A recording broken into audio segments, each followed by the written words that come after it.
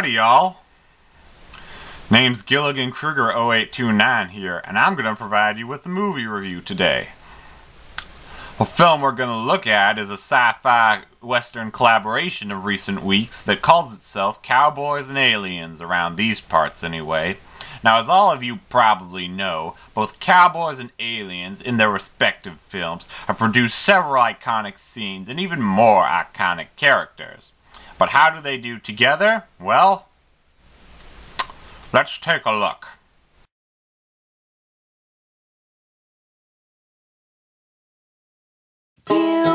Okay, I'm not gonna do the whole review in that accent. I just can't do it. It's not like it was all that great of an accent anyway. But you know what? Let's stick with Cowboys and Aliens.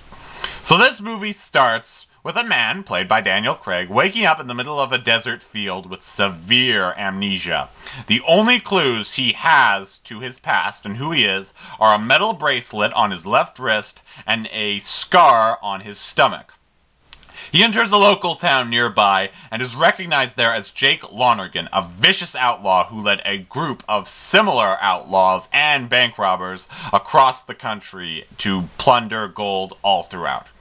He almost escapes from the authorities when he's recognized, but he's knocked out at the last second by a woman named Ella Swinson, played here by Olivia Wilde. Things are looking bad for poor Jake, but even worse so when Colonel Woodrow Dollarhide comes in, played by Harrison Ford, who recognizes Jake as the man who stole his gold. He's about to take Jake away, but the town is suddenly attacked by a swarm of alien ships, who raids the town and captures several of the human inhabitants. It doesn't take Jake, however, and he finds out that the bracelet he has can actually be used as a weapon against the alien ships. Dollarhide notices this and asks for his help, because his son was kidnapped in the raid. And so, Jake, Dollarhide, Ella, and a group of other inhabitants of the town go out in a search to find their missing citizens. And that's what this movie is about. So if you ever wanted to see True Grit meets Independence Day, for me, not really, but honestly, how could I resist a movie with Indiana Jones and 007 in the same film? I really liked a lot of this movie, actually. Let's start with the performances, which are, I think, pretty good for the most part.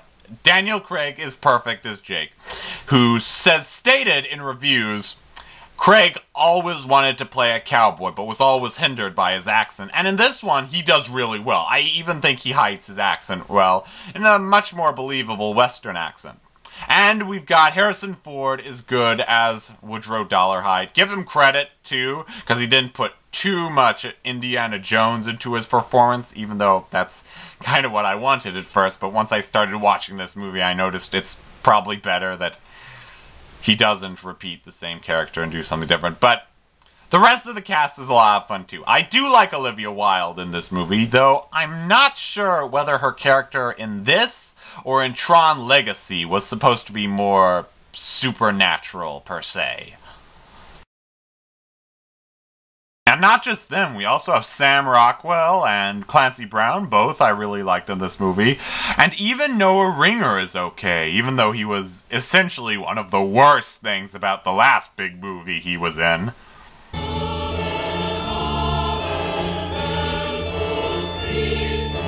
Yeah, I'm trying to forget that movie too, believe me. But, as we all know, let's stick with Cowboys and Aliens. A movie needs more than just a good cast and principal list of characters to get it off the ground, and this movie has a few other good things to keep it going as well. Like, I really enjoyed the blending of science fiction and Western elements, which, although, like a lot of people, I was pretty skeptical about that at first. I was thinking, nah, you can't get those two to work. They're essentially polar opposites. I thought they did actually do it pretty well here, because the movie starts out like your typical Westerns. We've got desert environments, horsemen, shootouts, and bar fights. Everything you see from a typical movie of that sort.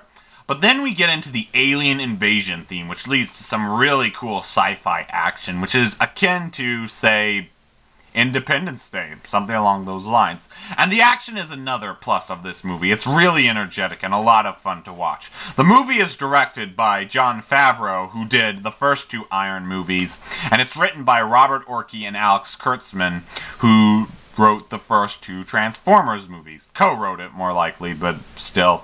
And it shows, because bits and pieces of all those movies seem to blend in, because there are scenes when Daniel Craig does the entire wrist cannon blaster thing, and it looks a lot like how Iron Man would use his wrist blaster from his suit in the movies, and I didn't think that was too bad. I thought it was kind of a little nod. I knew that it was coming from Favreau long before I had seen the movie, so it was kind of just a little familiar nod to the head there. I really liked it. In fact, I liked a lot of this movie. It was a lot of fun, and I definitely think it should do very well, hopefully, in the days to come. Now, there is a big problem I do have about this movie, and that is, or more so, comes in the story, which feels a little bit too familiar at times, because a lot of scenes from this, while I praise the way the elements of Westerns and science fiction are blended, I said that was really good, a lot of scenes seem to come right out of Westerns. Like, you're looking at them and saying, "Ugh, I've seen this scene a million times, do something original." And it wouldn't bother me so much, since I'm not a huge fan of Western movies, but they do a few scenes that seem to come right out of science fiction movies as well. Like, for instance, I'll bring up Independence Day again. There's a scene where Ella and Jake are on an alien ship that's driving through a canyon, and I was thinking of the whole chase with Will Smith from Roland Emmerich's Independence Day movie, and that was like, oh, gee, just enough. But the other problem, smaller problem I have, also comes with something I kind of praise the movie about, and that's its action scenes. While I do think they were exciting and intense, some of them have a little trouble understanding their pacing. Like, sometimes they build you up to an action scene, and other times they're just like, poof, posh, punch, punch, and that's all we've got. And I don't know, I just would have liked a little bit more build-up, or at least for us to know when the action scene was coming, not just throw it at our faces every few minutes. But you know what? I liked the characters, I liked the action, I liked a bit of the story, I liked the settings. You know, I liked most all of it, more than enough to recommend it. And I actually had more fun with this than I did with Captain America last week, and I certainly enjoyed this a lot more than the last surreal Western spin-off movie I saw in theaters. So at the end of the day, it looks like Cowboys and Aliens is riding off into the sunset with 3.5 stars out of 5. But if we're looking at the beginning of an all-out war between cowpoke and spacemen, I have just one question for you, my friends. Which side are you on? Them? Or us? Live long and prosper. I'm Gilligan Kruger 0829.